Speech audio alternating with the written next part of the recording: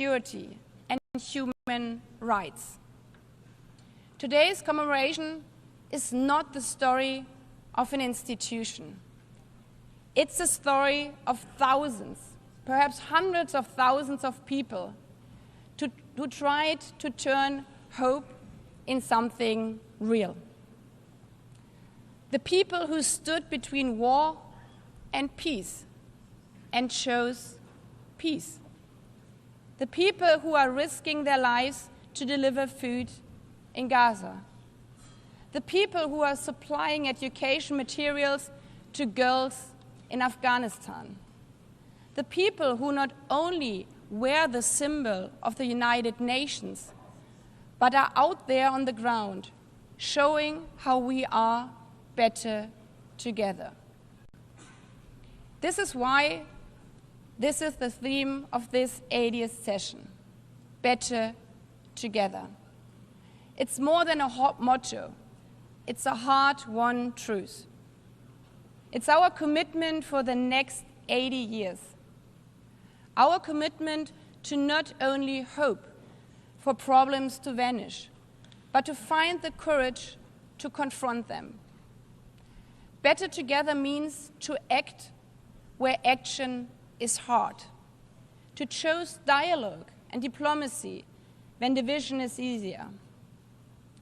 Hope at this 80th anniversary means that this session is not remembered not only for its milestone year, but as a moment when we called on extraordinary resolve equal to the extraordinary challenges we face.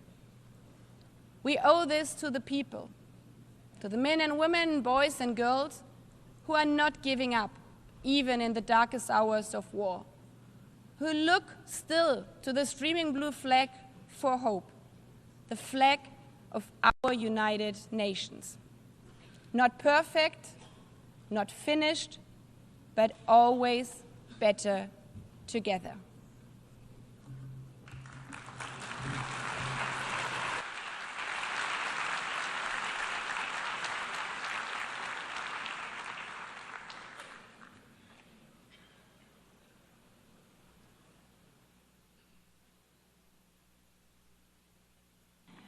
I now invite delegations to view a short film on the occasion of the 80th anniversary of the establishment of the United Nations, entitled Better Together.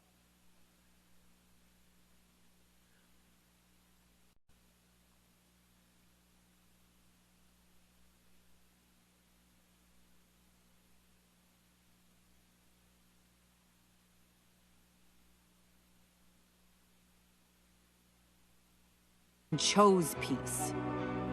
People who said, dignity cannot be broken. People who carried food on their backs, who rebuilt schools, who gave shelter to strangers. People who stood for the earth before it was too late. And the people who will carry it forward. The young, the unheard, the unstoppable. For 80 years, this has been and will be the work of humanity. Not perfect, not finished, but always better together. 80 years and more for peace, human rights, and sustainable development. UN. Better together.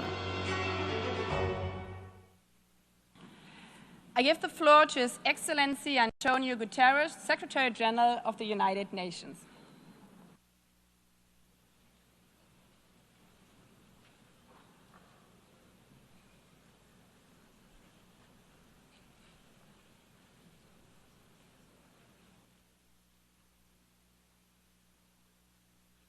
Madam President of the General Assembly, Excellencies, ladies and gentlemen, as we mark the 80th anniversary of the United Nations, I invite you to return for a moment to our earliest days.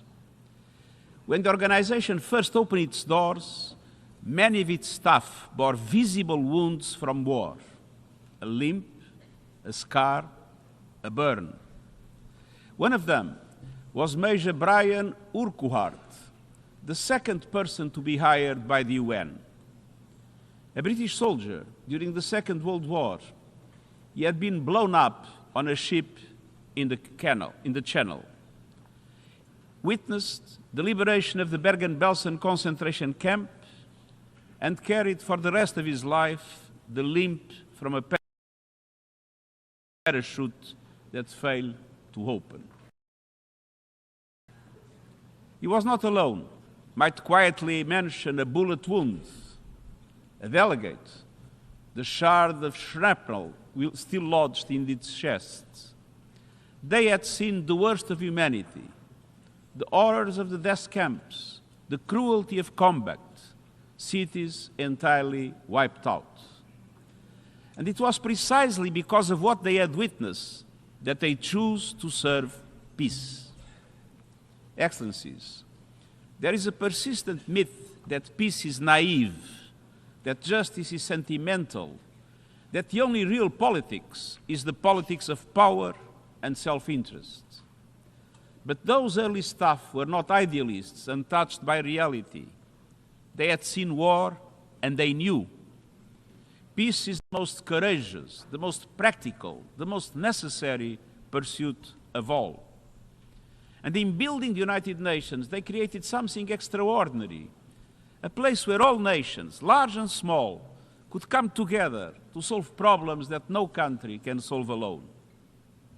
And yet, at this moment, the principles of the United Nations are under assault as never before.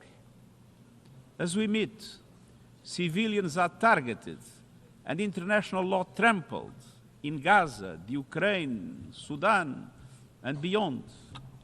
As we meet, poverty and hunger are on the rise as progress on the Sustainable Development Goals falters. As we meet, the planet burns with fires, floods, and record heat raging through climate chaos. And at the same time, we are moving towards a multipolar world, but without strong multilateral institutions, multipolarity has its risks, as Europe learned in the First World War. To meet these challenges, we must not only defend the United Nations, we must strengthen it. And that is the purpose of Agenda 2030, the Pact for the Future and the UN80 initiative, to renew the foundations of international cooperation and to ensure that we can deliver for people everywhere. Excellences, au fil des années, notre organisation a ouvert la voie à certains des plus grands triomphes de l'humanité. L'éradication de la variole, la régénération de la couche d'ozone, et par-dessus tout, la prévention d'une troisième guerre mondiale. Les défis des 80 prochaines années seront à la fois familiers et inédits. La lutte contre la guerre et la pauvreté se poursuivra. Mais il faudra également faire face au chaos climatique, aux technologies incontrôlées, à la militarisation de l'espace et à des crises encore inimaginables. Pour relever ces défis, souvenons-nous de ce que nos fondateurs savaient déjà. La seule voie possible, c'est celle de l'unité. Soyons à l'auteur de ce moment avec lucidité, courage et conviction et réalisons la promesse de la paix. Je vous remercie.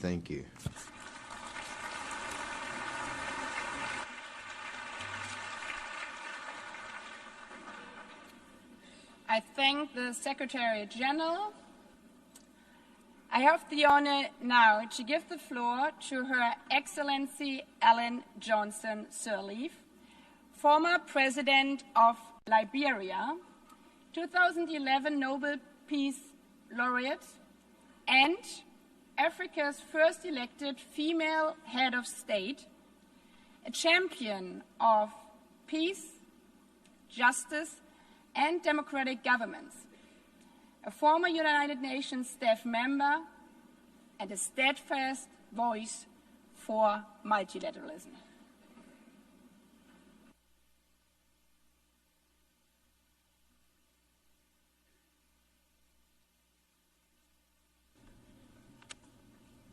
Excellencies, Madam President of the General Assembly, Secretary General, distinguished delegates, friends, I'm honored to address this high-level meeting on peace and security as part of the UN 80th anniversary. 80 years after the founding, we must recommit to the Charter, to our common security, to the belief that nations can choose dialogue over destruction. We begin in Africa, our shared cradle of resilience and hope, where democracy is weakening, where fractures across borders from Sudan to the Sahel to the Great Lakes strain our regional architecture. Yet, across Africa, communities stand up to extreme violence. Regional bodies mediate transitions, and women's groups negotiate truces when the state is distant and humanity is near. We have learned hard lessons. Prevention costs less than reconstruction. Reconciliation is a process, not an event. Peace agreements require institutions and citizens to be real. When guns fall silent, skills training, jobs, justice, and dignity must follow swiftly. Liberia's story illustrates UN-led progress and success. The largest peacekeeping force joined Africa's forces to disarm fighters, support elections, reform security institutions, and create space for reconciliation and growth. India's all-female formed police unit strengthened protection and public trust. The mission ended with Liberia standing on its own feet, out of war, into a fragile peace with accountability, inclusive dialogue, and economic opportunity for young people. We must acknowledge that the multilateral architecture built to shield future generations from war is underperforming. That global leadership lacks a unified effort to respond to a technological enabled world. Commemoration without candor is unaffordable.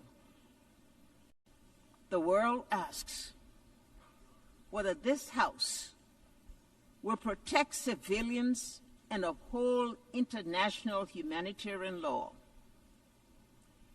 These are not words of despair. They are summons to repair.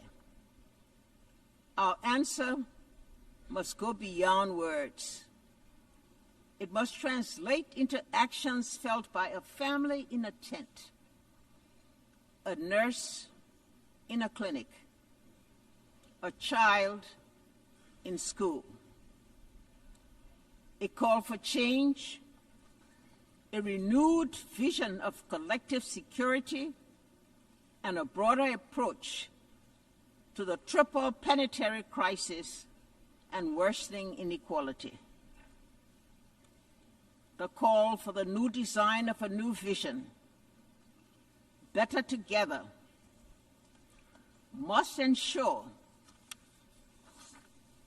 immediate protection of civilians, finance for conflict prevention, proposals that pay real people, leaders who are audible and accountable, women at the table, with budgets that guarantee their participation in all peace negotiation delegations, and the deep weaponization of the information space.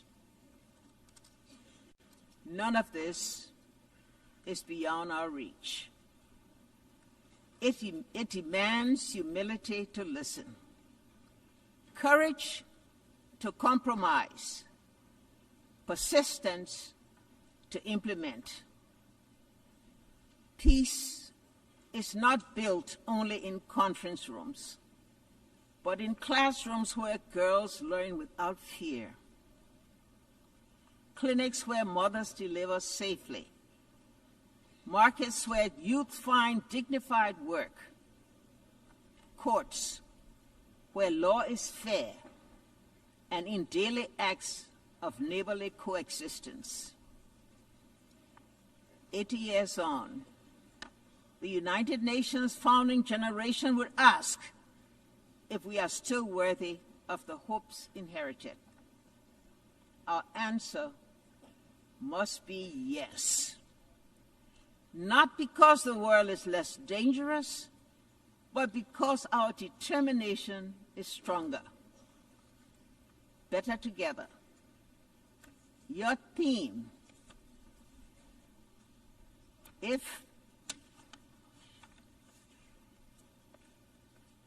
better together, your theme,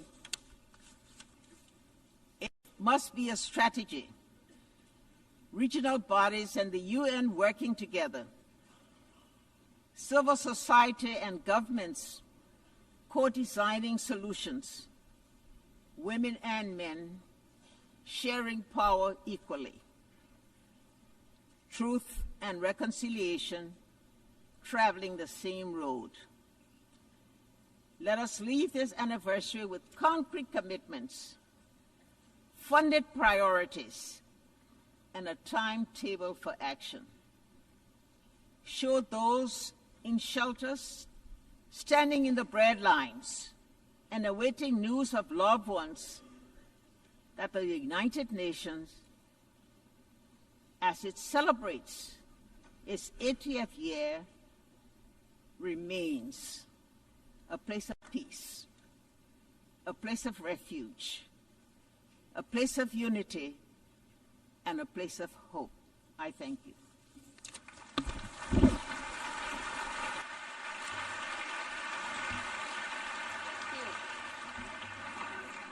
I thank Her Excellency Ellen Johnson Sirleaf for your strong and wise words. I now give the floor to Her Excellency Gro Harlem Brundtland, former Prime Minister of Norway, former Director General of the World Health Organization, a medical doctor committed to health as a human right, and instrumental in placing sustainable development at the forefront of our international agenda.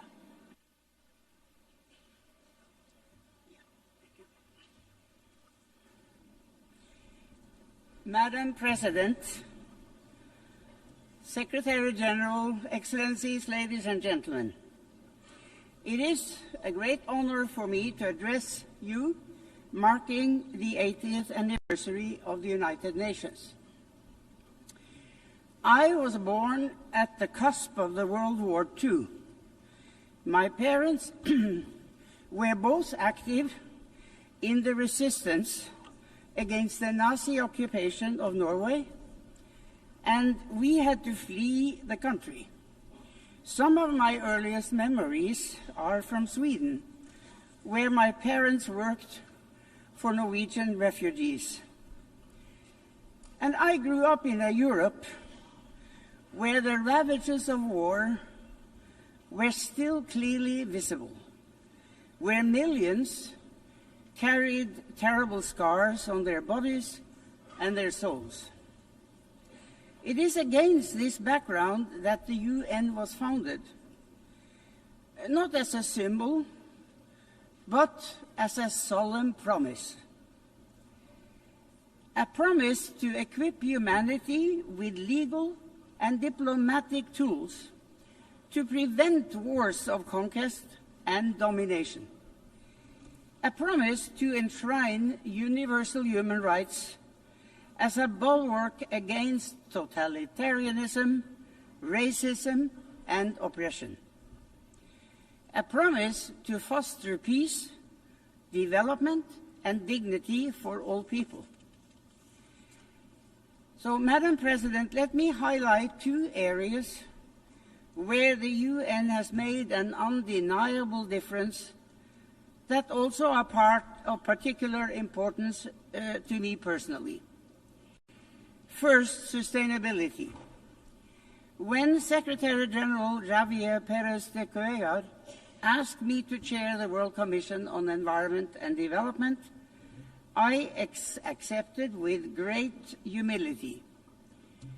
And I am very proud of the report we produced, Our Common Future. It helped cement the concept of sustainable development in our collective consciousness.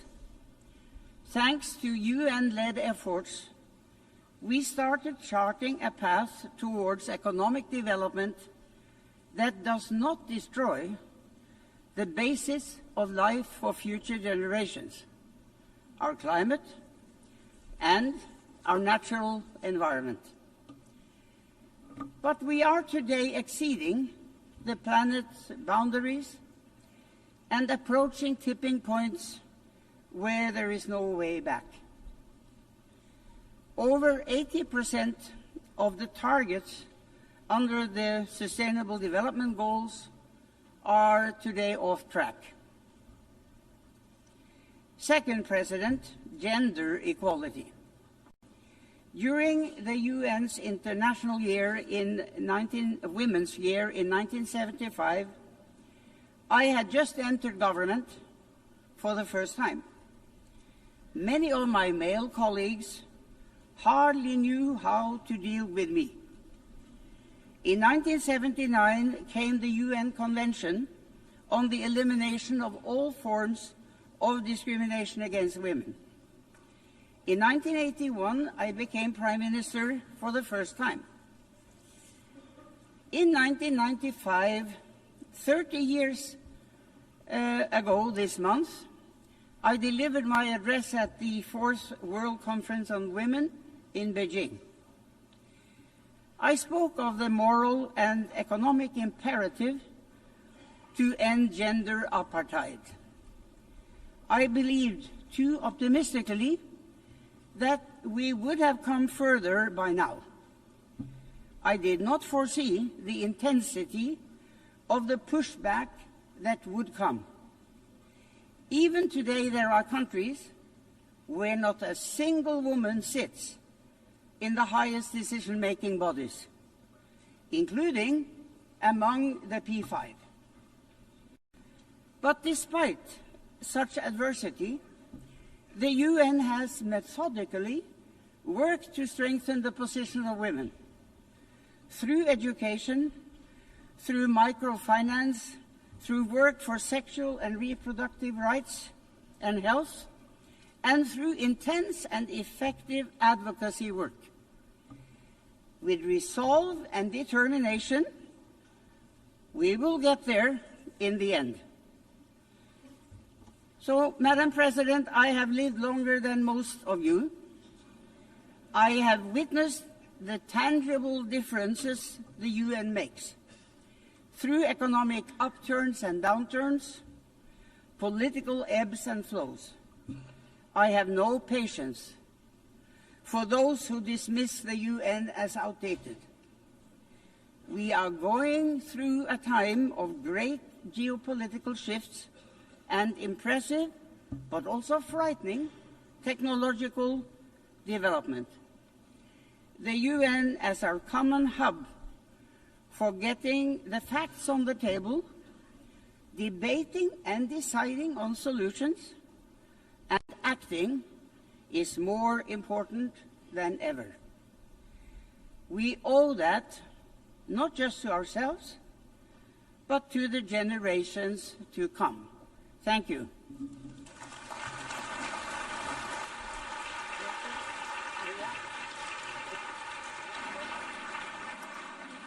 I I thank Her Excellency Gro Harlem Brundtland for her blunt and powerful words.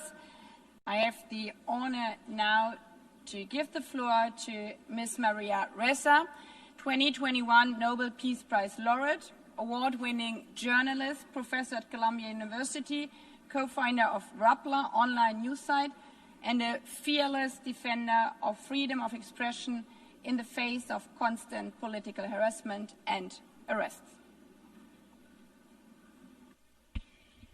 President Baerbock, Secretary General Guterres, distinguished delegates, ladies and gentlemen. I'm normally chasing you here, and here I am. It's actually a very interesting place. Look, 80 years ago, this institution was born to prevent humanity from destroying itself.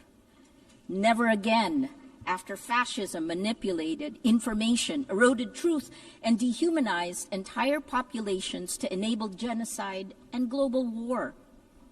Today, we stand on the rubble of the world that was, and the challenge is to rebuild the United Nations for now, for this moment, when similar forces that led to those atrocities 80 years ago are now surging through digital platforms, insidiously manipulating us for power and profit.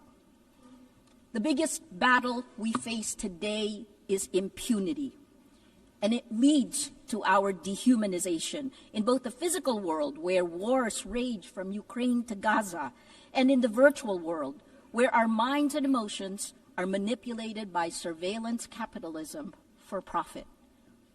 To fight that, we need information integrity to remind us to be human. I became a journalist because information is power. But news groups lost our gatekeeping powers when an atom bomb exploded in our information ecosystem, a technological one that's silently destroying the very foundations the UN was built to protect. This is the deadliest period for journalists in recorded history. More than 240 journalists killed in Gaza alone. More than died in World War I, World War II, Vietnam, and the former Yugoslavia combined. This is unprecedented. They're targeted, and there must be accountability. We're living through an information Armageddon, where lies spread 6 times faster than facts on social media. That's a 2018 MIT study. It is so much worse today with generative AI. And the 3 sentences I've said over and over since 2016, without facts, you can't have truth. Without truth, you can't have trust. Without these 3, we don't have a shared reality. We can't begin to solve any problems, let alone the existential ones you heard from the speakers before me. We cannot have journalism, we cannot have electoral integrity, we cannot have democracy. This is manipulation of human behavior at the cellular levels of our countries. Algorithms reward outrage over empathy, spreading fear, anger, and hate, pumping us full of toxic sludge. Regulating technology isn't a free speech issue, it's about public safety. Because, as has been proven time and time again, online violence is real-world violence. As a Filipino, I'm proud that my country was a charter member of the United Nations, one of only 3 Asian founding nations. Our commitment to multilateralism and peace runs deep. But that legacy was tested under the Duterte administration. Among the actions it took, it filed 11 criminal charges against me in a little over a year. Until today, I still need Supreme Court approval to be here. But I'm here.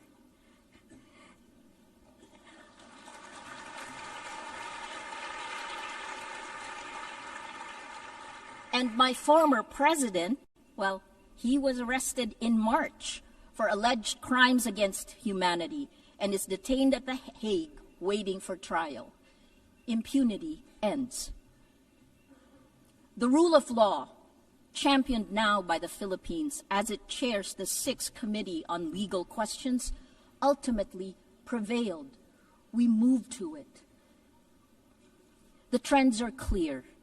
We are electing illiberal leaders democratically. As of March this year, VDEM said that 72% of the world is now under authoritarian rule. So we turn to you at the UN. It has its critics because you have to move faster. Security Council votes paralyze action on major crises. Outdated representation excludes rising powers. Bureaucratic processes respond too slowly to urgent threats. But as you know, the solution isn't to abandon multilateralism, it's to strengthen it by addressing the very impunity that undermines international law. At this time of creative destruction, I implore you to create. Here are 3 solutions. First, end big tech impunity through global accountability. We need binding standards for international to restore and regulate information integrity, just as we have for nuclear weapons and climate change. There are 2 new initiatives, first from the Vatican, created last weekend with His Holiness Pope Leo XIV, a declaration demanding artificial intelligence remain under human control with clear accountability mechanisms. The second one will be launched later today, a global call for AI red lines, which more than 200 of us have signed. We urge your governments to establish clear international boundaries to prevent universally unacceptable risks for AI, at the very least define what AI should never be allowed to do. Second, build alternative infrastructures for trust. It isn't just big tech that failed to protect the public in the virtual world. It's also you, the governments. At Rappler, we built a chat app using open source protocols.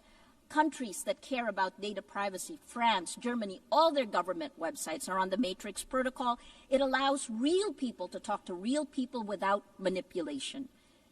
The vision is a global federation of trusted news organizations, because this is how journalism will survive and how we begin to build infrastructures of trust.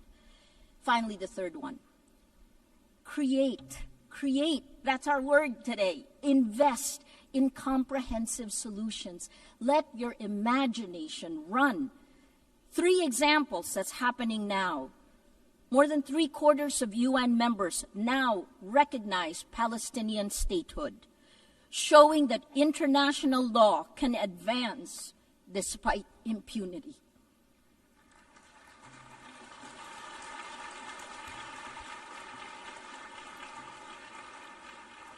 On gender, the Nobel Women's Initiative have pointed out, demonstrated that in nearly every conflict around the world, women are leading efforts for peace, defying displacement, patriarchy, gender apartheid, and militarized violence every day.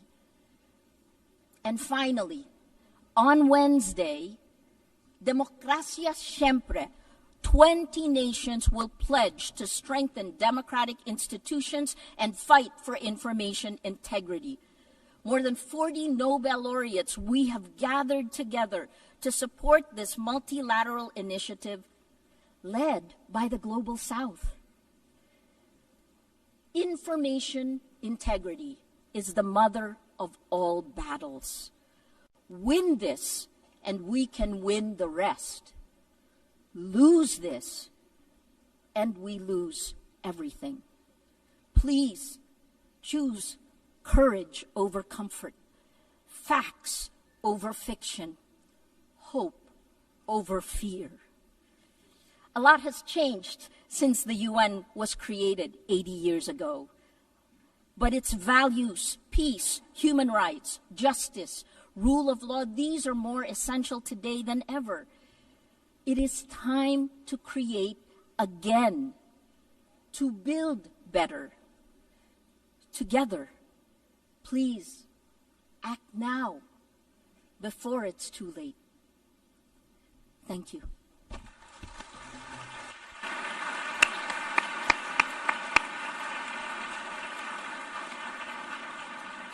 thank Maria Ressa also for her very powerful words. I now invite Ms. Mariam Burka, United Nations Global Advocate for Peace and youth leader, whose work bridges art, activism, championing women's rights, youth empowerment, and peace building, to recite a poem.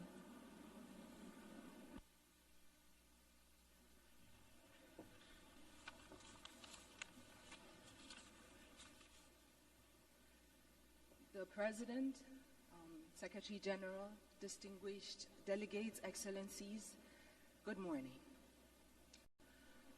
Walking these halls, I realized that the United Nations was not built from harmony.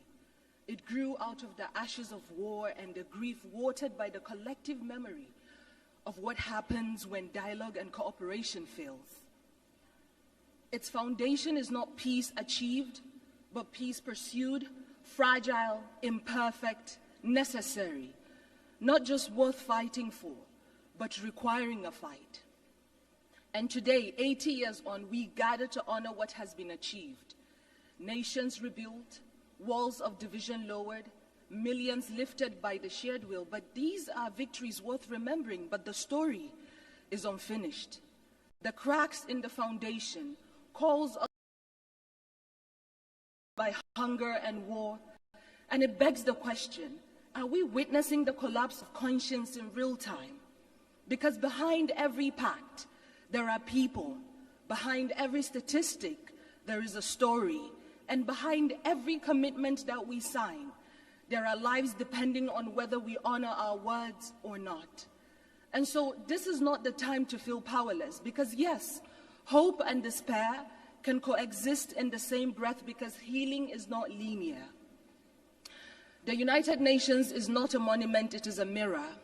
And it reflects what we have dared to imagine 80 years ago. And today, here, it asks, will we dare again? Will we dare to work better together? Because if the past proves that we can build peace from ashes, then the present demands that we build it again, louder, braver, together.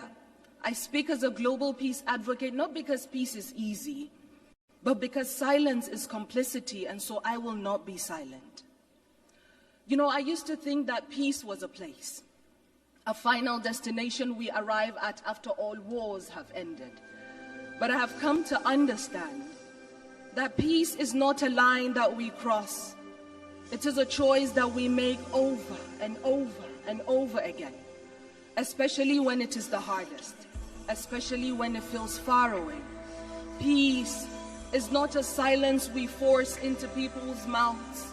It is not the absence of war, but the presence of understanding. Peace is a child learning to sleep again without flinching at the wind. It is a mother not having to choose between bread and dignity. It is a father not having to swallow his voice to feel like a man. Peace is messy, like forgiveness. It does not arrive in parade floats. Sometimes it comes crawling through broken windows when we finally agree that being right is not better than being whole. Peace is not found, it is built, brick by brutal brick, by hands that once knew how to fight, now choose to hold instead. There was a time when we measured strength by how long we could hold a grudge. But today, let us measure strength by how long we could hold space for someone else's truth. Because there was a me and a you before there was ever an us. And if us is broken, then peace is what lets us lay down the shards without aiming at each other's throats. Peace is the poem you write after the war in your chest has finally run out of ink. It is the moment you return to your body and find yourself still standing. Peace is not easy. And so let us not forget the ones who have carried peace quietly through the fire. The women whose hands mend what war has torn, who rebuild homes from memory, raise children between checkpoints, hold their families like nations, because peace has always known the name of a woman. carried through the way that she chooses courage over collapse again and again. And so today I speak peace into the bones of this world, into the rubble, into the rage, into the ruins. Because if war teaches us how to shatter, then peace must teach us how to stay soft, to stay human. And perhaps what makes us human is not that we always succeed in peace, but that we dare again and again to seek it, refusing to let our brokenness be the end of our story. Thank you.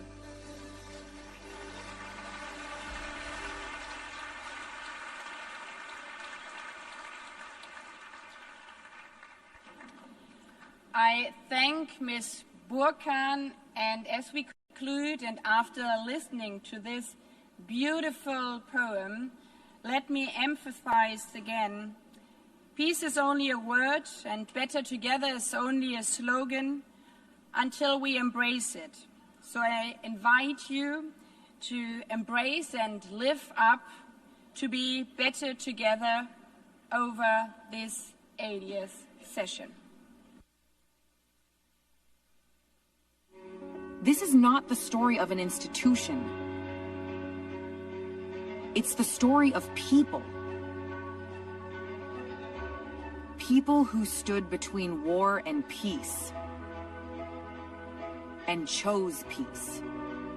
People who said, dignity cannot be broken. People who carried food on their backs, who rebuilt schools, people who stood for the earth before it was too late. And the people who will carry it forward, the young, the unheard, the unstoppable. For 80 years, this has been and will be the work of humanity. Not perfect, not finished, but always better together. 80 years and more for peace, human rights, and sustainable development. UN. Better together.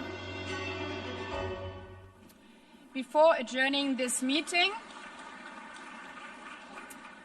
I would like to remind delegation that the high-level meeting on the 30th anniversary of Fourth World Conference on Women will begin immediately in this hall.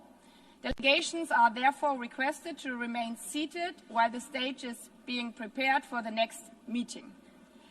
The high-level plenary meeting to commemorate the 80th anniversary of the establishment of the United Nations has concluded. I thank you. The meeting is adjourned.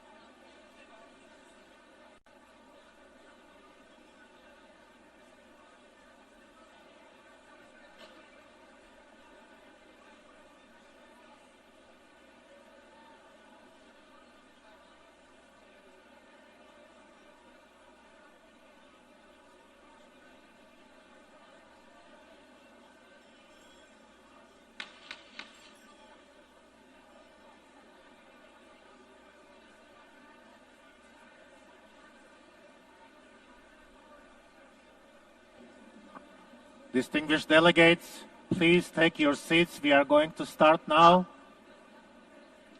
Please take your seats.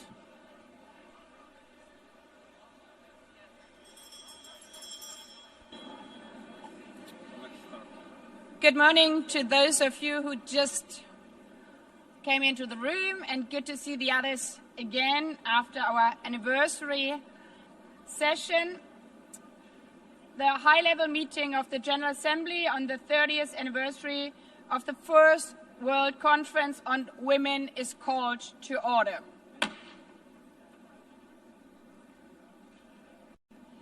Heads of states and government, Secretary General of the United Nations, Excellencies, distinguished delegates, distinguished participants. I warmly welcome all of you to this high-level meeting convened to mark the 30th anniversary of the Fourth World Conference on Women and to renew our resolve to fully implement the Beijing Declaration and Platform for Action.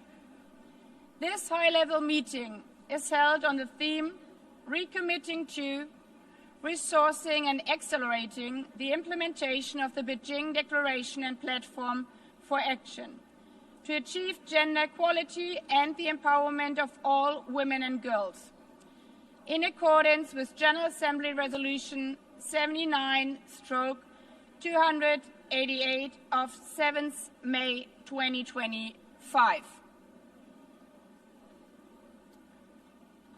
Allow me now to make a statement as President of the General Assembly.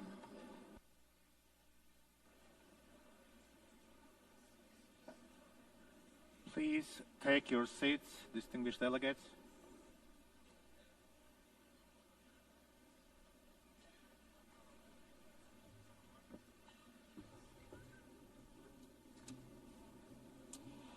Human rights are women's rights, and women's rights are human rights, once and for all.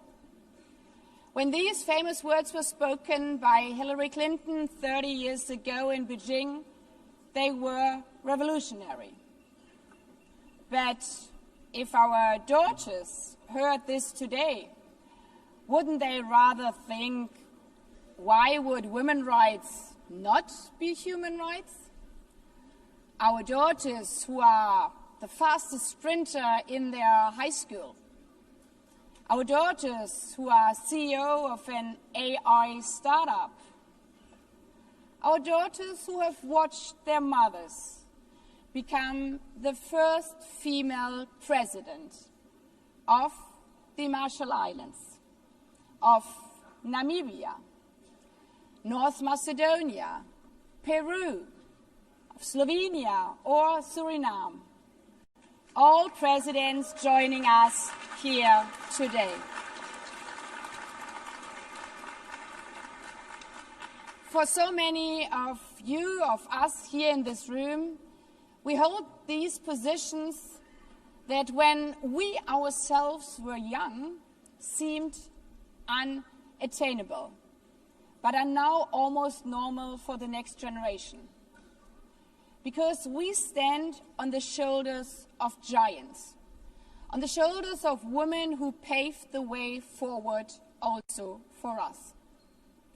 Towards a world in which our daughters today regard women's rights, our human rights, as a simple fact, not as something revolutionary.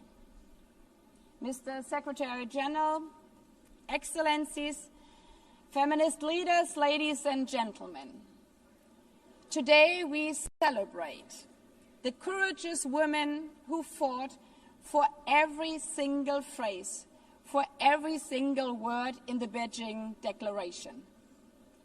Their fight paid off. The Beijing Declaration was a watershed achievement advancing women's rights, resources, and representation. As Mama Mongella, how she was called, stated in 1995, a revolution has begun. There's no going back. Yet, 30 years later, the revolution remains unfinished. When the phrase "She runs like a girl" is hailed as an insult. When highly qualified CEOs are called diversity hires. When a female world leader is attacked on social media, not for the speech she gave, but for the wrong high heels she wore. That is when we remember how far we still have to go. There's no country in the world where women's rights are fully equal to men. And there are still too many places where even speaking about women's rights is a matter of life and death. Just weeks ago in Afghanistan, after the deadly earthquake, women and girls were left trapped in rubble as male rescuers were forbidden from touching them. As one survivor said, "Being a woman here means we are always the last to be seen." We see this also in Sudan, where the brutal civil war between two generals is literally being fought over women's bodies. I still have her voice in my ear when one mother told me, while I was sitting with her in a refugee camp, that she wishes that they all would have been simply killed instead of having to see her daughters being raped over and over again. This year alone, demand for life-saving post-rape support in Sudan increased almost 4 times. And this is no exception. 1 in 3 women globally will experience sexual violence at some point in her lifetime. 1 out of 3. This is us. And these battles extend to family planning. UNFPA estimates that today a quarter of women are unable to make decisions about their own health care, and roughly half of all pregnancies are unintended. Delivering on Beijing, on this revolution, means also that no male politician, judge or religious leader should dare to tell our girls what to do with their bodies, because they are human beings, not property. It's our. In this regard, I'm honored we are joined by our first guest speaker, Cecilia Suarez, who is using her platform to speak out against this scourge in Latin America and the Caribbean, affecting as many as 76% of women in the region. But even in the darkest hours, women are not victims. They are survivors. They are heroes. And it's an extreme honor that we will also hear from our guest speaker, Nadia Murad, Nobel laureate, a hero who not only survived the unthinkable crimes of ISIS, but gave Yazidi women a voice and by that defeated a terrorist organization. Women like Nadia Murad remind us that women's rights are not only human rights, but human rights are the best weapon for peace. Excluding women peace builders doesn't just reduce the possibility of peace, it undermines its very foundation and longevity. Therefore, we are celebrating today not only Beijing, but also 25 years of Resolution 1325 on women, peace, and security. Excellencies, Beijing and Resolution 1325 promised not only rights, but also resources. And there, the revolution has barely begun. At the current rate, reaching economic equality will take 123 years. But women's economic empowerment is not just about doing a favor for women, but a favor for every society, every economy. As they say, it's economics, stupid. Closing the gender gap would increase global GDP by $7 trillion US.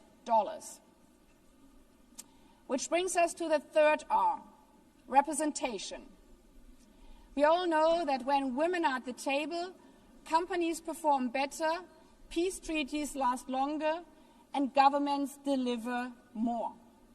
Their presence is power. Yet, in this hall of principles, last year, fewer than 10% of speakers during high-level week were women. And out of all 80 presidents of the General Assembly, I'm only the 5th woman.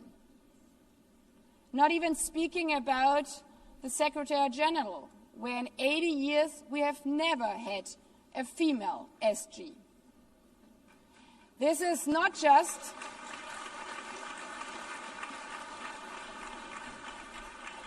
This is, as we can hear, not just a matter of representation, it's a matter of credibility to practice what we preach.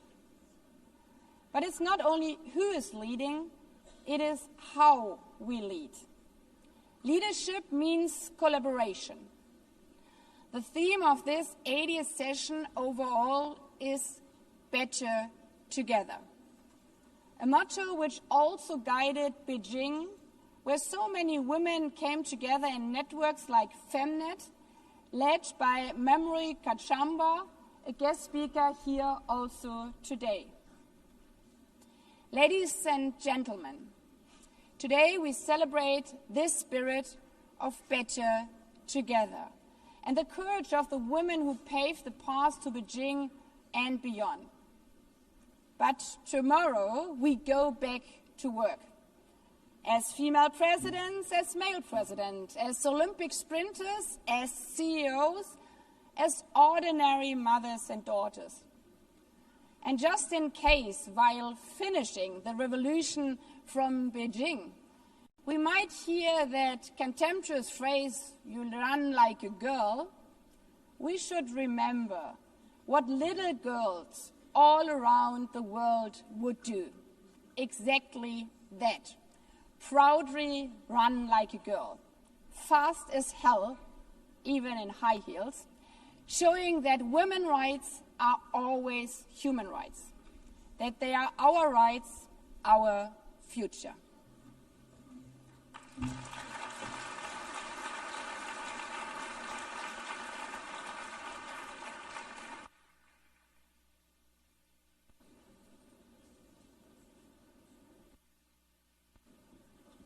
I now invite the Secretary General of the United Nations, His Excellency Antonio Guterres, to make a statement.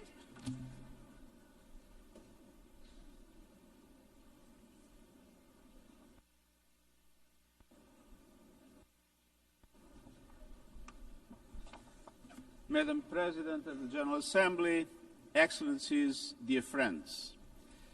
30 years ago, the world came together to affirm that the rights of women and girls are not separate, secondary, or negotiable. They are human rights. The Beijing Declaration and Platform for Action is the most ambitious global political commitment on women's rights ever achieved.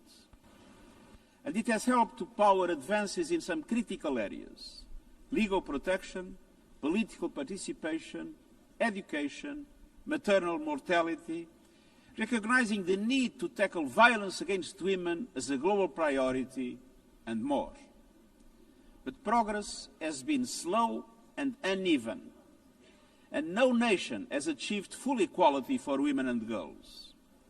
Sustainable Development Goal 5, gender equality, is lagging far behind. Hard-won gains are now under attack. Meanwhile, conflicts and climate disasters are multiplying, and the human rights of women and girls are casualties of both. Cultural and structural barriers remain entrenched, and technology is spreading hate like a virus. A wave of misogyny is rolling across the world.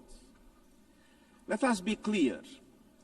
Equal rights and opportunities are not partisan issues. They are global imperatives and the foundation of peace, prosperity, and progress.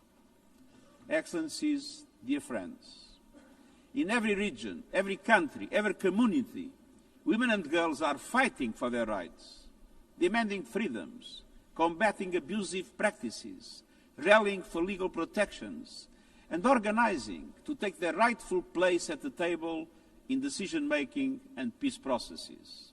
And the United Nations stands with them. All leaders should do the same, by speaking out for the rights of women and girls, by making clear that tradition cannot excuse oppression, and by doing everything possible to realize the vision of the Beijing Declaration. Excellencies, dear friends, early this year, countries took an important step forward. The Commission on the Status of Women adopted a new political declaration committing to implement the Beijing Declaration and Platform for Action fast and in full. So now all countries must live up to that responsibility. We need strong, visible support at the highest levels and concrete plans backed by real investment. To support women's organizations, services and solutions, to deliver the Beijing Plus 30 action agenda, to advance socio-economic empowerment, to defend women's rights, and to confront a challenge that was barely imagined 3 decades ago.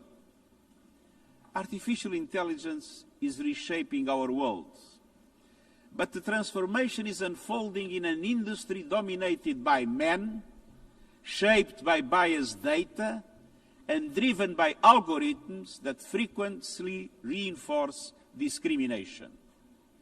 We must confront violence and online hate and ensure that technology serves equality, not exclusion. And that includes a priority in investing in women and girls' education in science, technology, engineering, and mathematics. Because women's participation in decision-making on this issue and every other, it is not a gift, it is a right. It strengthens societies, enriches debate, and boosts equality across the board.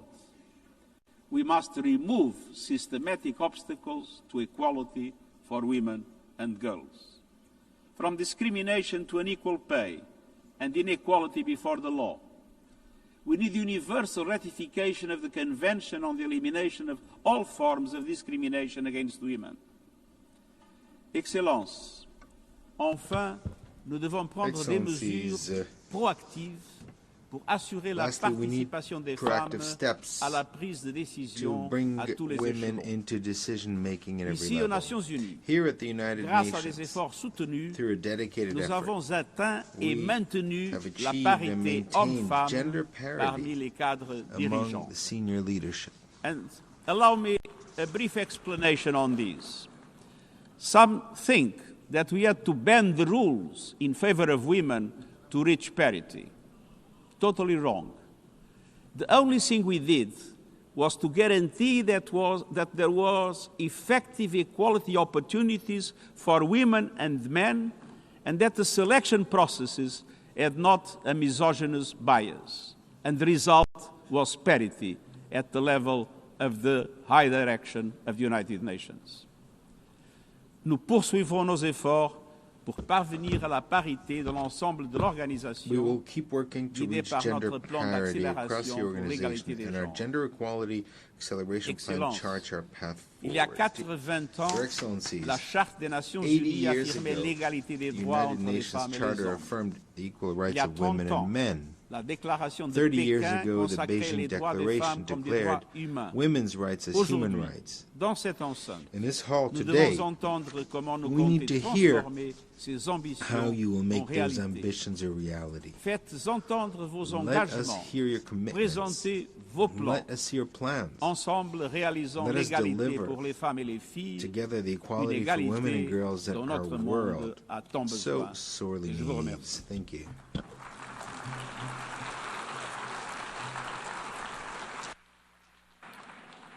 I thank the Secretary General I now invite Her Excellency Huang Shouwei, Deputy Head of the National Working Committee on Children and Women of the State Council of China, as host of the 4th World Conference on Women, to make a statement.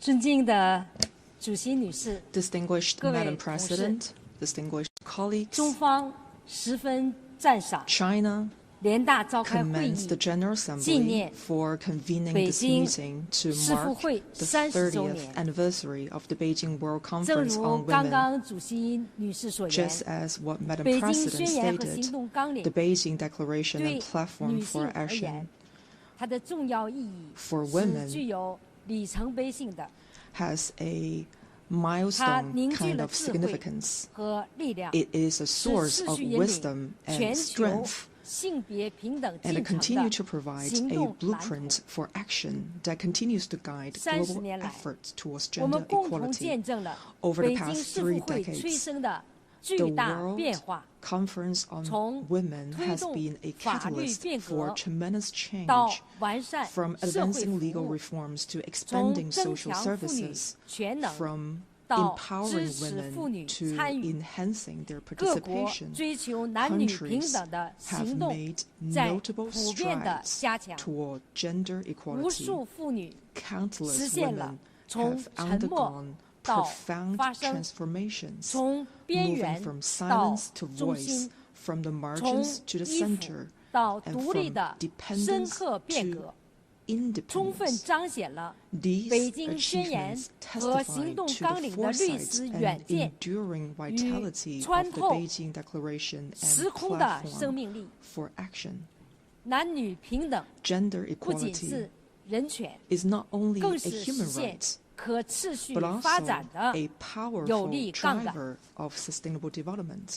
30年来， For the past 30中 years, 国作为北京 as 世妇会 host 的 of 东 the 道国， Beijing Conference on 始 Women, 终 China 以 has 行动 honored its 践行承 commitment 诺， through concrete 在 action. 中国共产党的 Under 领 the 导下， leadership of the 坚 Chinese 决贯 Communist 彻 Party, 男 China 女 has 平等基本 steadfastly 国策， advanced gender equality 连 as 续 a 实施 fundamental national 4个周 policy, 期的 implemented 妇女发展 4纲要， successive cycles 构 of 建 the 起 national program 涵 for 盖 women's 100 development 多部法 and 律的 built a 保 comprehensive 障 legal 妇女权 framework 益 of more than 法律体 100系， laws and regulations 以 to 可量化、 safeguard 可 women's 操 rights 作 and 的制度 interests. 工具， With 显著 measurable and 提升了 effective institutional 6亿 mechanisms, 9000多万妇 China 女 has 的 significantly 经济赋 strengthened 权、 women's empowerment 健 in the 康、 fields of 教育、 economy, health, 就业、 education, 参政、 employment, 社会 political 保险 participation, 等各方 and 面的 social 水平。 protection, benefiting 中国妇女690 million 以 women. 卓越的 China's 创造力 women, with their 擎起了 creativity, 国家事业 continue 的 to 半 hold 边 up 天。 half the sky in the nation's progress. 中国始终 China 积 has 极支持 consistently 全球妇女 championed 事业 the 的发展， advancements of women 与 around the 联合 world. 国合作 In 设 partnership 立 with the United 女童 Nations, 和妇 China 女的教育奖。 established the Prize for 习近 Girls 平 and 主席 Women's 夫人 Education, 彭丽媛 with 担任 Professor 特使 Peng， Liyuan, spouse of 为 President Xi Jinping, 180多个 serving as 国家 special 和地区 envoy. 培养 China has 20多万的 trained more 女 than 性人才， 200,000 在 female 20多个国 professionals 家 from 实 over 施超过180 4000万 countries and 美元的 regions, 赋 and 能 has 项 carried 目， out empowerment projects 创建 totaling 的 over 全 $40 球 million 数字 in more 赋 than 能 20妇女中 countries. 心， The Global Center for 为 Digital 消除数 Empowerment 字 of 的 Women 性 established 别 by 鸿 China 沟， offers 促 a 进女 new 性 platform 深 to 度 help 参与 bridge the AI digital 发展， gender 提 divide 供了 and to promote 新的 women's 实 meaningful 用平台。 participation in AI development. 尊敬的主席女士、 Distinguished 各位 Madam 同事， President, colleagues, 当前 At 百年 present, 变局加速 the 演进， century's profound 全国的 transformation 全 is 球治理 accelerating, 处于重要的 and the global 十字路口 governance。stands at a 还有 critical 近 crossroads. 10%的妇女 Nearly 深 10% 陷 of 极端 women 的贫 remain 困， trapped in 超 extreme 过 poverty. 6亿女 More 性 than 生活在600战乱 million 之中， women lived amid 对妇女 conflict, 的暴力、 and 歧 violence 视 against 和 women, 经济不平等 discrimination, 依 and 然存 economic 在。 inequality 发展中国 continue 家 developing countries face an annual funding gap of $420 billion for gender equality. These challenges call for urgent, more proactive, and pragmatic action. Chinese President Xi Jinping's proposal for global governance initiative comes at a critical juncture. Advancing gender equality and the full development of women requires strengthened international cooperation, accelerated action, and sustained commitments. At this new starting point, China calls for the following: continued advancement of the equal development of women. Safeguarding women's rights and interests should be elevated as a national priority and embedded as a social norm. The allocation of resources to this end should be increased to ensure women's equal access to opportunities and their full participation. Continued empowerment of women in innovation and development. Quality education for women and girls should be provided. Digital technologies should be harnessed to strengthen their capabilities, support their leadership, and unlock their innovative potential. Continue to promote the shared development of women worldwide. All countries should uphold genuine multilateralism and fully leverage the vital role of the UN, deepen South-South cooperation and North-South dialogue, and expand financial and technical support for developing countries, leaving no woman or girl behind. Distinguished Madam President, dear colleagues, gender equality is not only a matter for women, but a cornerstone of human progress and human civilization. Let us remain true to our original aspirations and mission, continue to translate the blueprint of the Beijing Declaration and platform for action into tangible results, and work together to build a community with a shared future for all. I look forward to welcoming you at the Global Summit on Women in Beijing. Thank you.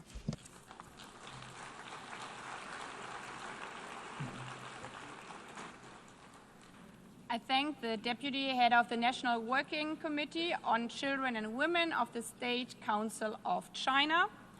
I now invite Ms. Sima Bahous, Executive Director of the United Nations Entity for Gender Equality and the Empowerment of Women, to make her statement.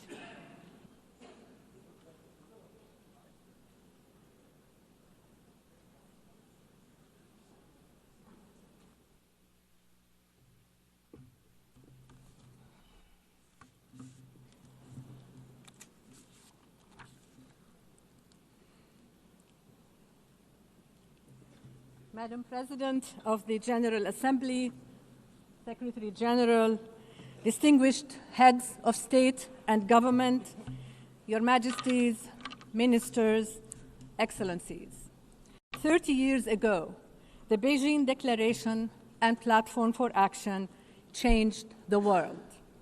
It brought the UN Charter's principles and promises to life for women and girls: human rights, dignity, equality. To this day, the Beijing Declaration remains the most visionary, groundbreaking, and far-reaching global agenda for gender equality and women's rights. And it has delivered. Today, girls are far more likely to finish school than any other moment in history. Maternal deaths have nearly halved. The number of women in parliament has more than doubled. And nearly every country has laws to end violence against women and girls. And in just the last 5 years alone, nearly 100 discriminatory laws have been reversed. Every step forward was hard-won by feminist movements, by governments, by the multilateral system. And every step forward proved the same truth: gender equality works. But progress has not been fast enough, wide enough, or deep enough. and in too many places it is being reversed. On our current path, 351 million women and girls will still live in extreme poverty by 2030. And today, 676 million women and girls live within reach of deadly conflict, the highest recorded since the 1990s. Women and girls in crises suffer unspeakable atrocities, hunger and violence, from Afghanistan, the DRC, Gaza, the Sudan, Ukraine, to Yemen and beyond. Women and girls bear the brunt of crisis. We owe it to them to spare no effort in the pursuit for peace. Excellencies, the very systems built to advance and fund gender equality are being hollowed out quietly but deliberately. This is not just regression, it is retreat. But the future is not fixed. Another path is still possible. Excellencies, as we commemorate 80 years of the United Nations and 30 years since the Beijing Declaration, 2025 must be our turning point. This is why, in this pivotal year, we asked governments to recommit with bold, measurable actions across a roadmap of 6 priority areas. And you answered. 108 governments have stepped forward with 196 national actions on the Beijing Plus 30 action agenda. You are investing in care systems, strengthening gender data, and funding women peace builders on the front lines. You are putting power, protection, and possibility in the hands of women and girls. You are harnessing technology and innovation to advance, not hinder, equality. And you are enacting laws to protect women and girls from violence. Your actions reflect partnerships with feminist movements who have carried this agenda through times of backlash and breakthrough alike. Importantly, your actions prioritize the leadership and voice of adolescent girls and women. These actions form a map of the possible, and we know what that possible can deliver when we come together. Just this past week, you took another step forward together when you adopted by consensus the resolution to revitalize the Commission on the Status of Women, a timely legacy of Beijing Plus 30. I applaud you for this. This is multilateralism at its best. Excellencies, your words today must be matched by courage tomorrow. In the policies you pass, in the budgets you allocate, and the change you drive together with and for women. Because gender equality remains a unifying force for the world. Let history remember 2025 as the year we stood our ground for ceasefires, for peace, for justice, for equal rights, for sustainable development, and for prosperity for all women, for all girls, for all humanity. I thank you.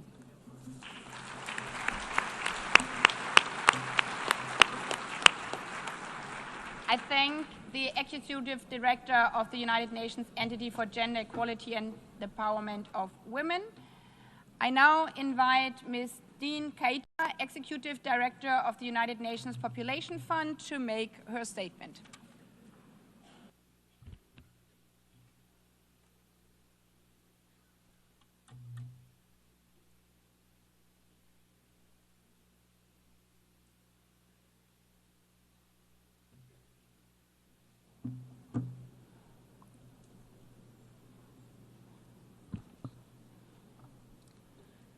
Mr. Secretary General, Madam President, Excellencies, esteemed colleagues.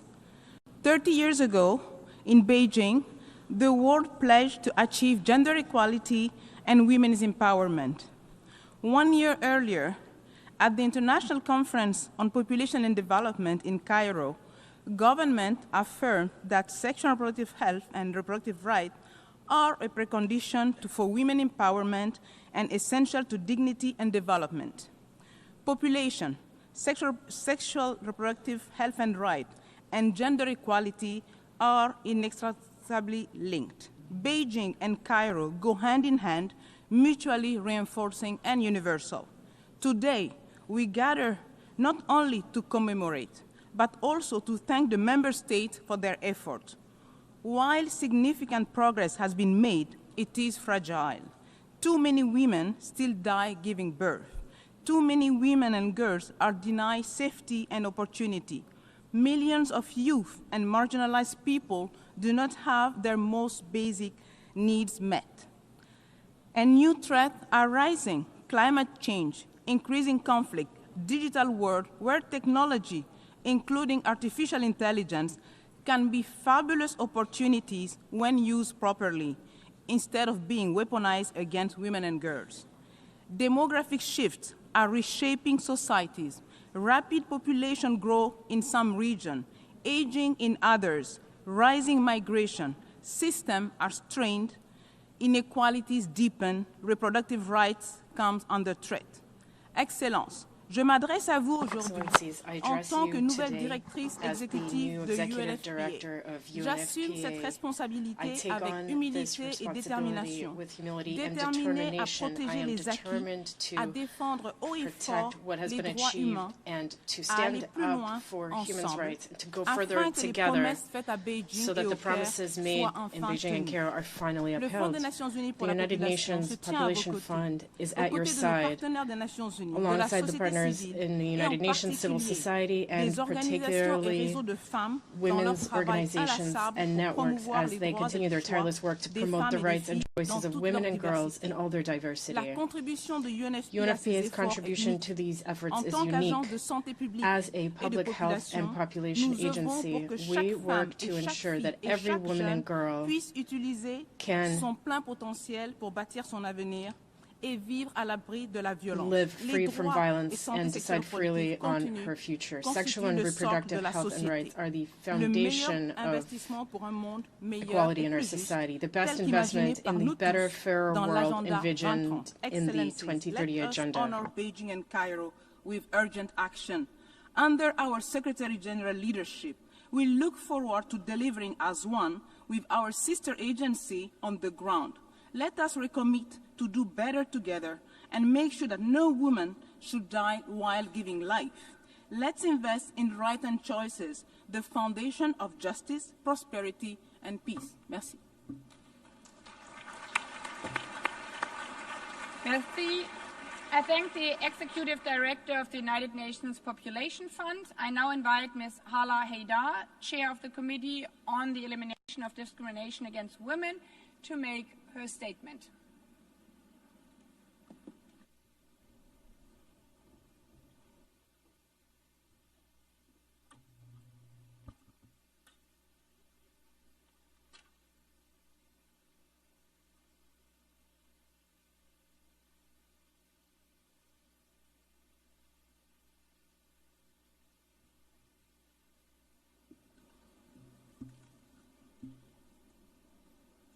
Madam President of the GA, Mr. Secretary General, Excellencies, ladies and gentlemen.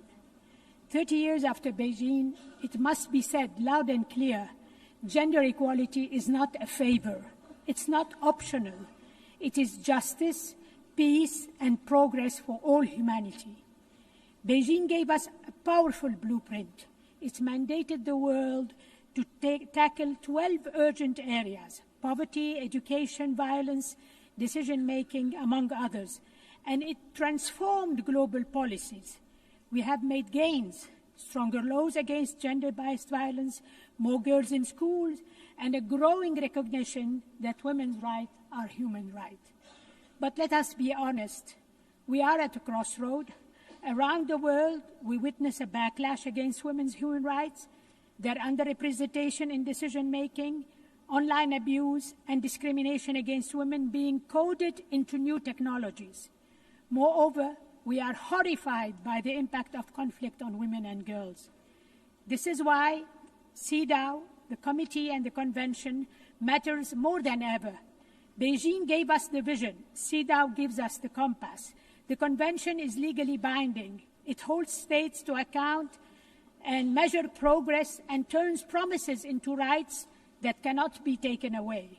CEDAW covers every Beijing priority, defends women's economic rights, access to resources, calls for education, a force of transformation, places gender-based violence against women at the center of its concern and demands action. It advances women's voice in peace and security processes, and in that regard, CEDAW has just published an addendum on WPS. And with General Recommendation number 40 on the equal and inclusive representation of women in decision-making system, whose elaboration was supported by a large number of member states, it sets a bold roadmap for 50-50 parity in decision-making, not some distant day, but now. CEDAW is not a bystander. It's a driving force. It is addressing many emerging issues faced by women and girls in conflict, online abuse, stereotypes, and the gendered impacts of climate change. So today, let us stand together and say we will not go back. We will not allow the progress of the past 30 years to be undone. We will renew our commitments, demand accountability, and keep pushing until every woman and girl can live in freedom, equality, and dignity. Beijing gave us the blueprint. CEDAW gives us the compass. Today, as we celebrate Beijing Plus 30, I call on every government, in every institution, and every one of us. Let us turn today's momentum into a movement. Let us act united, boldly, urgently, until equality is no longer a dream, but the lived reality of every woman and girls everywhere. I thank you for your attention.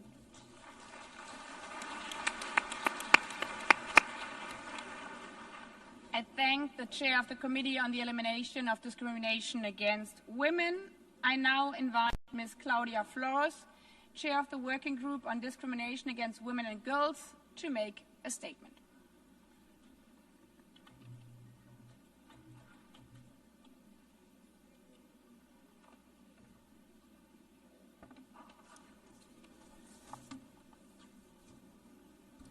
Excellencies, distinguished delegates and colleagues, it is an honor to join you in my capacity as chair of the UN Working Group on Discrimination Against Women and Girls.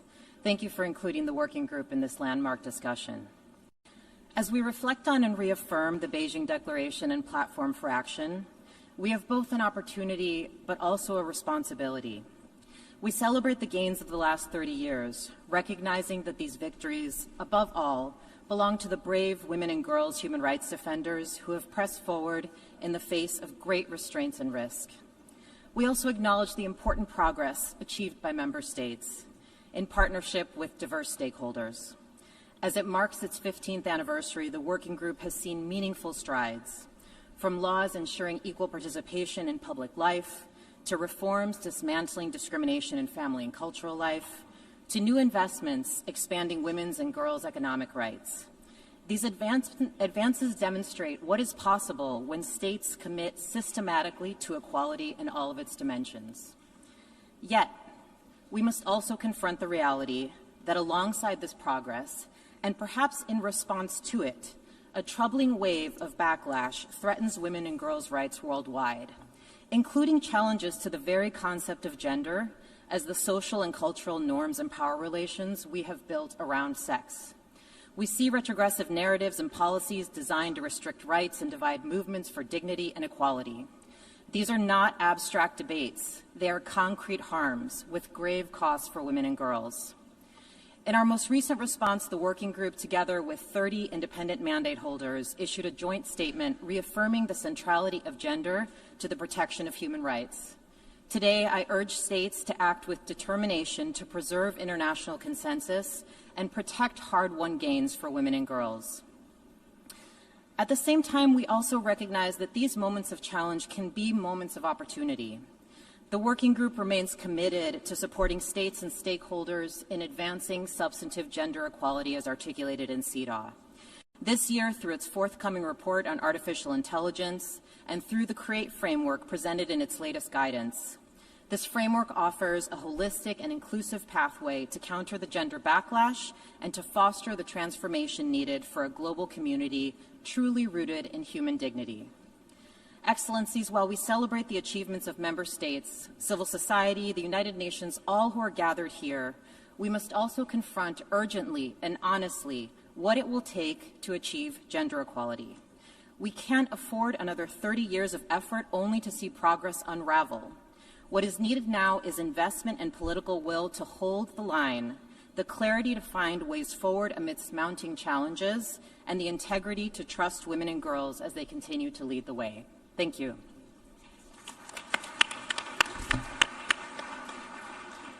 I thank the chair of the Working Group on Discrimination Against Women and Girls. I now invite Ms. Reem Al-Salem, Special Rapporteur on Violence Against Women and Girls, its causes and consequences, to make her statement.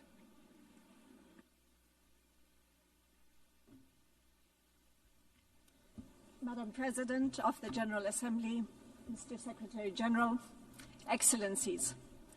30 years ago, the Beijing Declaration and Platform of Action, the BDPA, gave the world a visionary blueprint that recognized the structural, societal, and individual causes of violence against women and their consequences. Today, as we commemorate its anniversary, we must recommit to its promise with honesty and courage. That starts with returning to the original intent of the BDPA, not diluted, not reinterpreted, and to implementing it comprehensively and not superficially.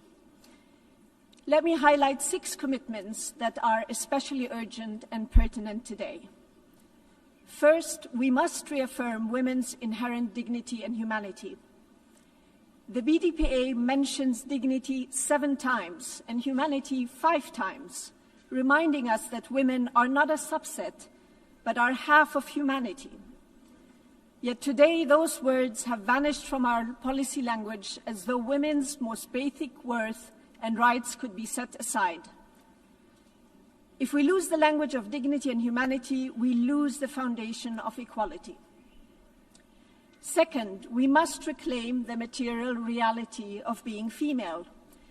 The BDPA references the term sex or a derivative of it 176 times, recalling that all major human rights instruments prohibit discrimination on that basis. And yet, 3 decades later, the architects of the BDPA would be in disbelief to learn that stating this truth is branded by some as hateful, outdated, and regressive. Third, we must confront the rampant commodification and objectification of women and girls. Their bodies, their sexuality, and even reproductive functions have been turned into products for the sale and purchase, creating patriarchal entitlements and control, both online and offline. The BDPA was gravely and rightly concerned with this exploitation, particularly of prostitution and trafficking for sexual exploitation, and urged states to prosecute those who profit from it. Today, we must finally heed that call. Fourth, the BDPA identified aggression, colonialism, and foreign occupation as causes of grave violations, ethnic cleansing, genocide that fall within cruelty on women and girls. While governments stand idly by, women and girls, particularly in Palestine and in Afghanistan, are being intentionally and systematically targeted and destroyed. These atrocities and the impunity granted to their perpetrators expose the profound hypocrisy of governments who claim to defend women's rights while turning a blind eye to their annihilation. Fifth, the BDPA demanded accountability. But instead of an increased access to justice, we are seeing the opposite, on several fronts undermining rights hard-won. Perpetrators of rape, trafficking, war crimes, and genocide walk free, flaunting their impunity while some governments boast of their support to them. And finally, the BDPA warned against excessive military spending, recognizing that militarization fuels violence against women while draining resources from peace, women empowerment, and ending violence, as well as social justice. Yet today, the global arms race intensifies, leaving women and girls to pay a hefty price. Excellencies, 30 years ago, states believed this agenda was achievable. If this was possible then, it is possible now, not as an act of charity, but as a necessity and undeniable right for women, for half of humanity. That half is watching, and that half will hold you to account. Thank you.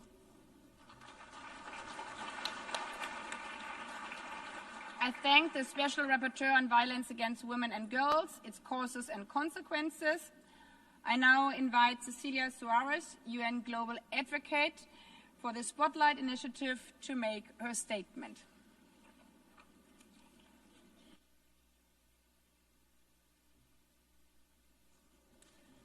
Good morning, Madam President, Secretary General, Excelencias, amigos. Nos reunimos como cada año en este mes para echar la mirada al mundo que hoy habitamos. Un mundo complejo sin duda, entre múltiples conflictos armados, un genocidio en toda regla, una crisis climática cada vez más severa y el imparable avance de la tecnología sin un marco jurídico y claro, así como transparente. Y como cada septiembre, volvemos al tema que nos convoca, la equidad que mujeres y niñas siguen anhelando y demandando a lo largo y ancho de nuestro planeta. Hoy, con una urgencia radical que muestra que una política de omisión significaría para millones de mujeres y niñas en todas las latitudes un retroceso. No es sorpresa para nadie que la inversión global en equidad de género resulte una ficha comodín dentro de los presupuestos globales. Los números así lo demuestran. Tan solo en lo que llevamos en 2025, la lucha por la equidad de género presenta un déficit presupuestario de $420 billones. En contraste, la inversión global en gasto militar asciende a $2.718 billones. Y escúchenlo bien, 2.718 billones en armamento y guerra frente a un déficit de 420 billones en equidad de género. Es decir, el mundo hoy prefiere gastar 6 veces más en prepararse para el conflicto que en impulsar y salvaguardar a la mitad de su población, quienes, por cierto, también construimos economía. La pregunta inevitable es, ¿qué hemos normalizado para creer que tener los medios de destrucción es más importante que garantizar el desarrollo y las oportunidades de mujeres y niñas? ¿Hasta cuándo seguiremos pensando que se nos puede dejar vivir como ciudadanas de segunda? La pregunta puede sonar ingenua. La guerra es un negocio, pero también lo es invertir en desaparecer aquello que mantiene a la mitad de la población, las mujeres, lejos de su verdadero potencial dentro de nuestras sociedades y, a su vez, restringir el crecimiento de la sociedad en su conjunto. Y lo volveremos a decir. Se tiende a ver y entender esta brecha como algo que oprime, aflige y alcanza únicamente a las mujeres. Pero no nos equivoquemos.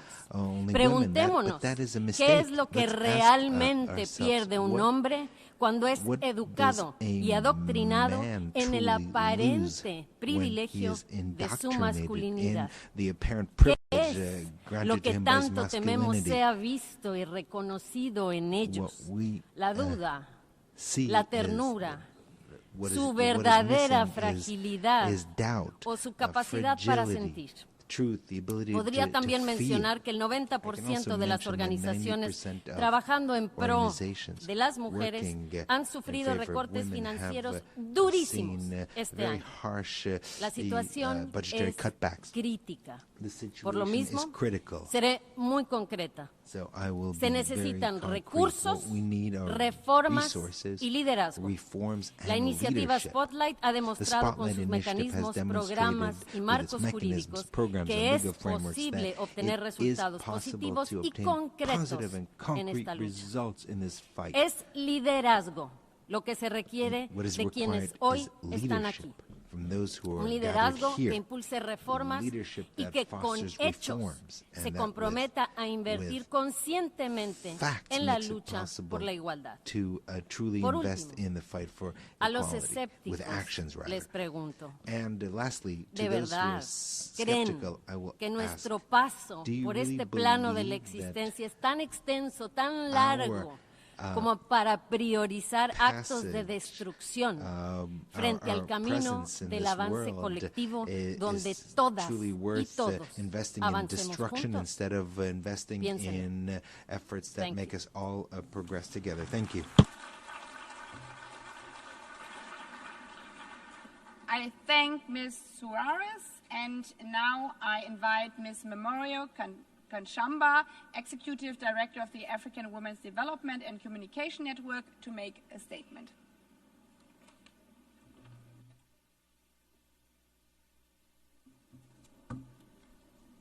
Your Excellencies, distinguished guests, brothers and sisters, thank you for this opportunity to speak at this occasion.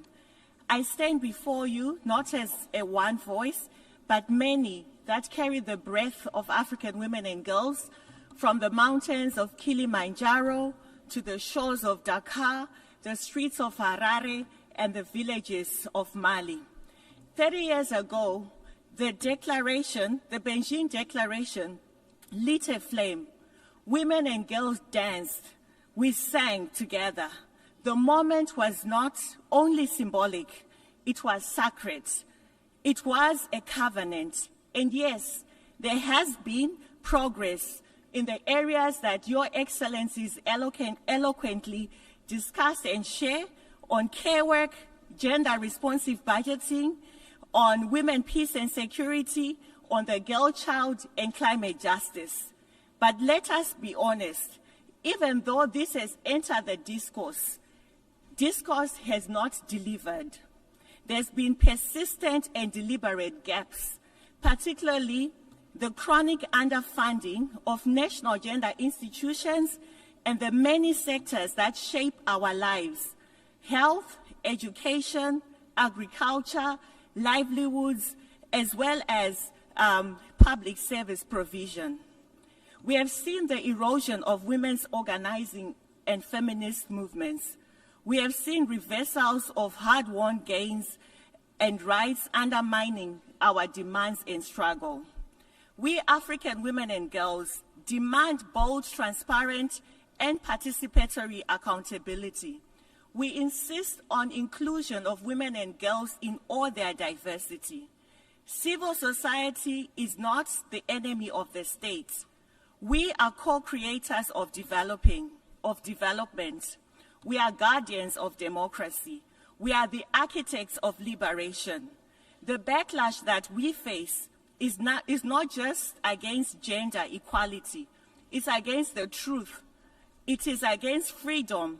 It's against the principles upon which these institutions celebrating 80 years has been founded.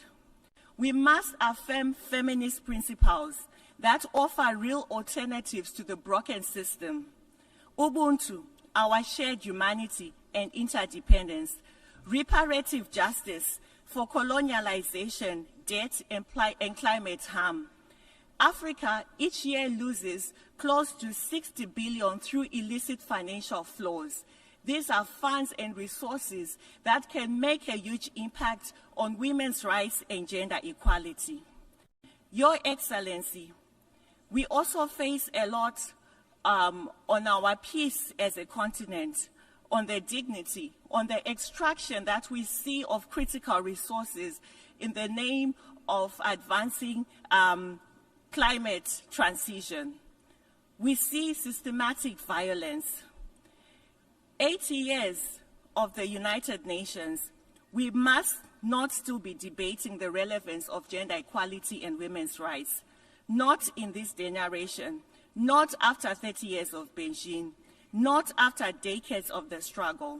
Women and girls deserve a life free of violence, free from the misogyny, free from the technology-facilitated violence that we see. Women and girls deserve to live and to thrive in dignity and joy. ke-80 must rise to this moment of reckoning and make bold, unapologetic resolve to fund gender equality and women's rights. It is non-negotiable. Thank you.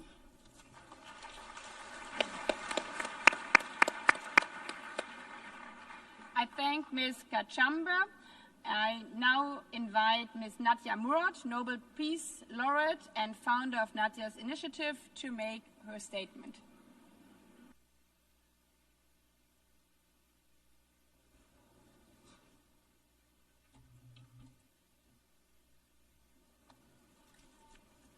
Thank you, Madam President, for your commitment to advancing the rights of women and girls globally. Excellencies, ladies and gentlemen, 30 years ago in Beijing, the world declared that women's rights are human rights. Today we gather not only to reflect on that promise, but to ask, are we truly fulfilling it? Progress has been made, more women in parliaments, in classrooms, in leadership. But we're also at a dangerous crossroads. Around the world, democracy is weakening, extremism is rising, and women's rights are under attack. Nowhere is this more visible than in conflict-affected and crisis-affected areas. Millions of women and girls denied the right to education, targeted with sexual violence, or forced into early marriage. Behind these injustices are human lives, mothers, daughters, sisters, and friends, families destroyed, futures stolen. I was once a young woman living in peace until ISIS captured me and countless other women and girls, shattering our lives in unimaginable ways. Hundreds of these women and girls, including my niece, my sister-in-law, and my cousins, are still missing in captivity in Syria. Since my escape, I have met many women who endured unimaginable suffering and whose strength is extraordinary. But strength alone cannot rebuild lives. They need action, they need justice, they need resources.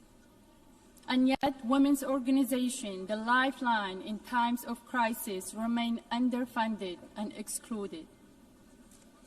Perpetrators of sexual violence continue to enjoy impunity.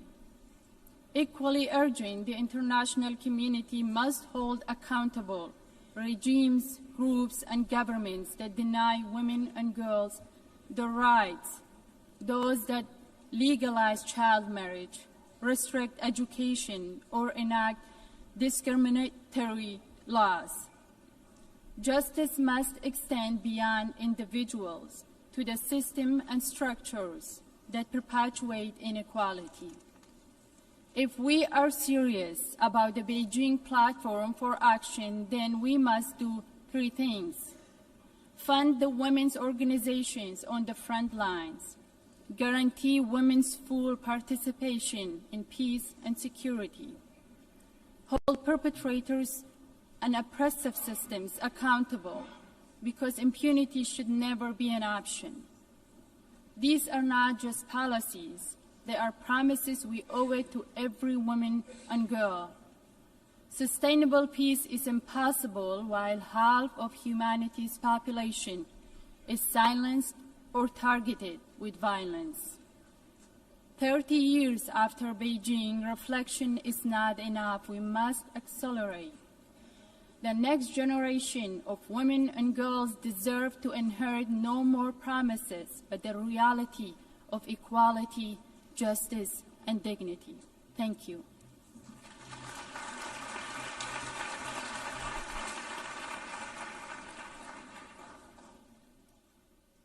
I thank Nadia Murad, and with the wise words from her, we have just heard the last speaker for the opening segment of this high-level meeting. I thank all our eminent speakers once again for their participation and insightful interventions, and may we have applause for all of the speakers again.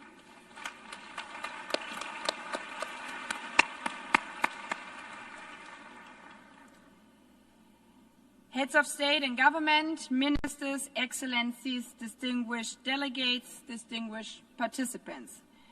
We shall now hear statements in the plenary segment in accordance with paragraphs 1 and 3b of General Resolution 79/288. Before giving the floor to the first speaker, I would like to inform delegations that we have a very, very, very long list of inscriptions, which shows the commitments. But in order to enable the high-level meeting to hear from as many delegations as possible in the limited time, all speakers are requested to adhere to the 3-minute time limit for statements in the national capacity and 5 minutes for statements made on behalf of a group of states. Delegations are advised that the limit for time statement will be strictly enforced, and I would like to underline that. The microphones will be automatically muted once the speaking time has elapsed. Having said this, I would appeal to all speakers to deliver their statements at a reasonable pace to facilitate interpretation into the 6 official languages of the United Nations, and have always a look at the little clock in front of you. Having said that, it's my dear honor to give now the floor to our first speaker of the high-level meeting convened by the President of the General Assembly on the 30th anniversary of the 4th World Conference on Women. And I give the floor to Her Excellency Jennifer Jelang Simons, President of the Republic of Suriname.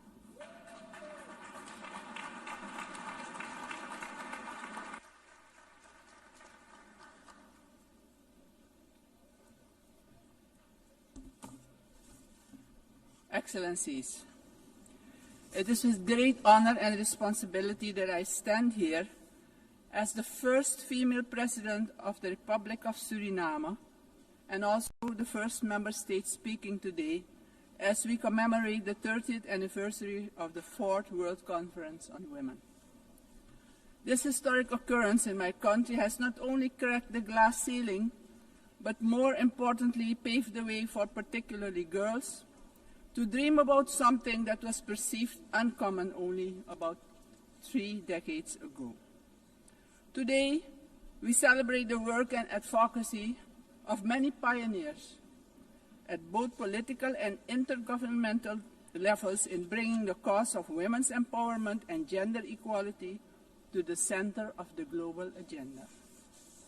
Madam President, as I pause to reflect of the role of women in Suriname, I can conclude that women of my country historically have always been on the forefront in the fight for freedom, justice, and economic development.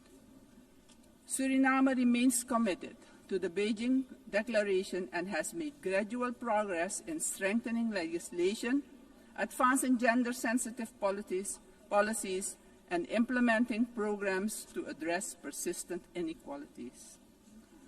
Persistent challenges such as economic disparities, gender-based violence, and underrepresentation of women in leadership.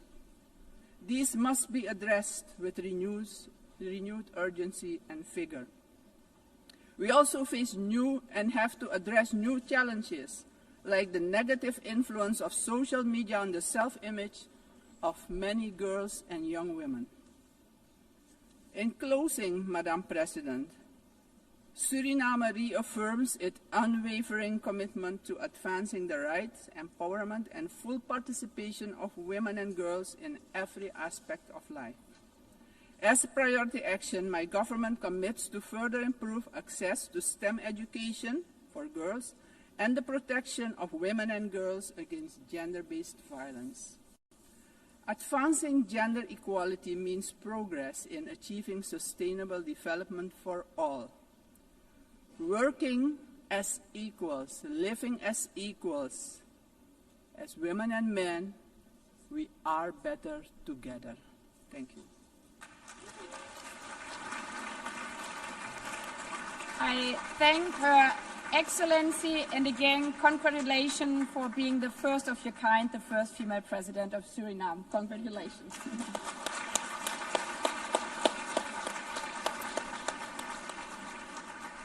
I now give the floor to Her Excellency Karen Keller-Sutter, President of the Swiss Confederation.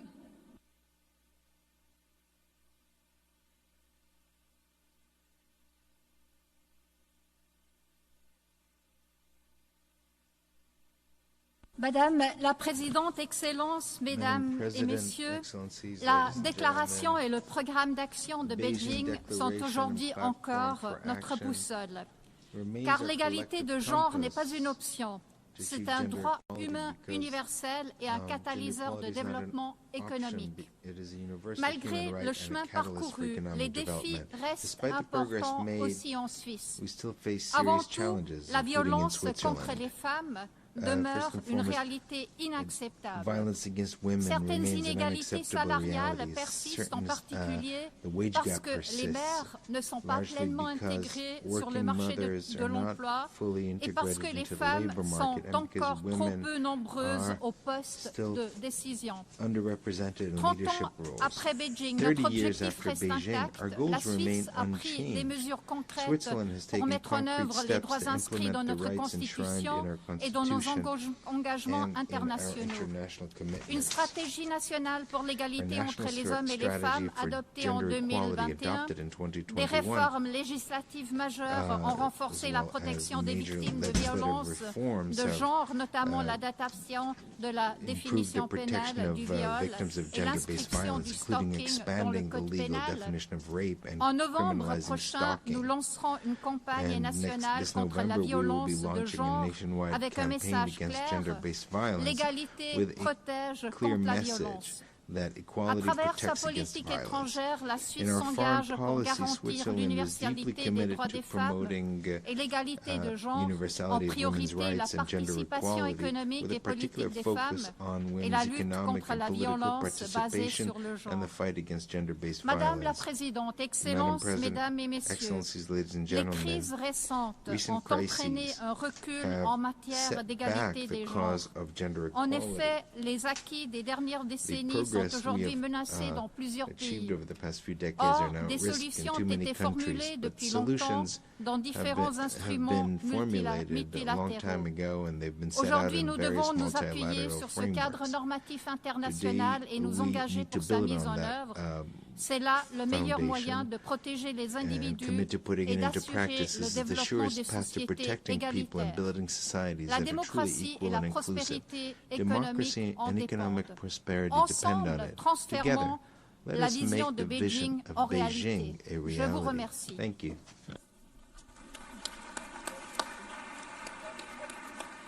Merci beaucoup. I give the floor now to Her Excellency Netumbo Nandi-Ndaitwah, President of the Republic of Namibia.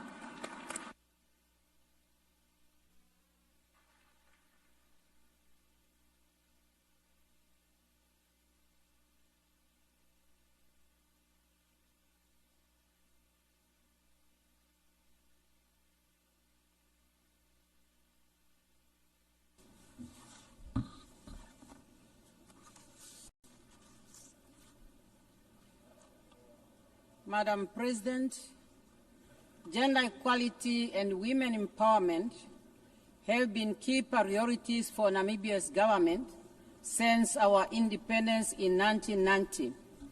We have shown strong political will through adopting international commitments, including the Beijing Declaration and the Platform of Action, which are domesticated in our national gender policy. 30 years ago in Beijing, we affirmed that women's rights were indeed human rights. Since then, Namibia has always built on the strong foundation of this declaration to draw a strong link on issues related to women and development access.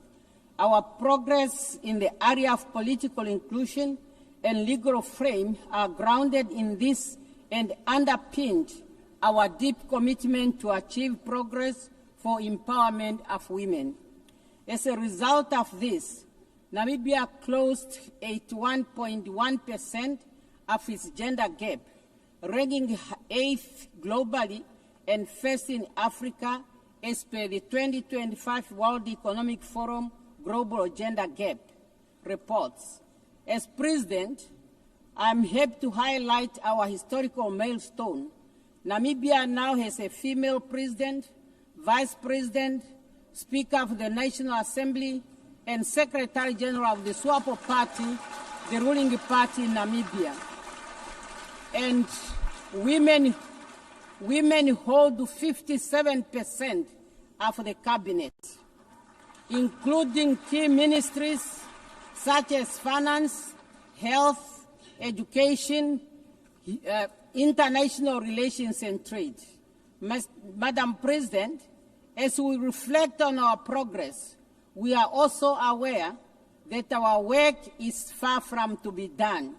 There are areas where there is room for improvement, particularly in the area of economics. In our national context, this is mainly in the area of economic inclusion of women in many economic activities such as mining, fishery, oil and gas, particularly rural women who still remain in the margin of the economic activities. Economic challenge persists across